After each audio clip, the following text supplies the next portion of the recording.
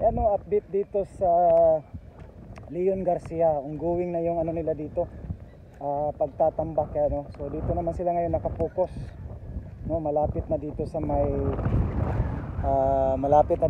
ano, papunta dito sa boundary nila dito sa ano, dito sa yung harap kasi nito ibang kontraktor. Ito yung pangalan dito, ito yung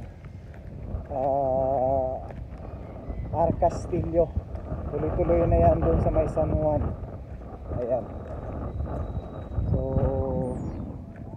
buti hindi mainit. So yan, patuloy yung pagtatambak nila dyan. Kasi doon sa gitna medyo tapos na sila doon. So dito na sila, dito na sila, paabante na sila dito.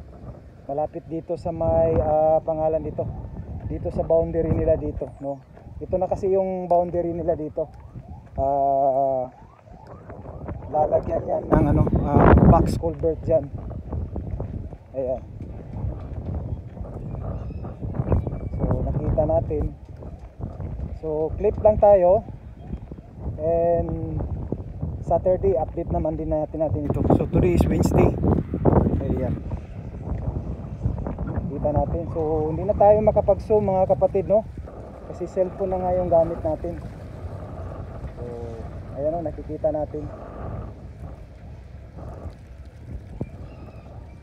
So mas mabilis doon kasi si UBI, dalawang kontraktor doon, sa may San Juan, si Vicente Lau. Dito dyan sa may maps papunta dito, si UBI yung main contractor talaga ng Coastal Road Project. Ayan. So yun, ito yung update ngayon, no? So flip lang tayo, saglit na daanan natin kasi nag-update tayo dun sa may modular block, no? Blocks. Ayan. So okay. So hanggang sa susunod muli mga kapatid, no? Maraming salamat. God bless you all as you watch. Bye bye.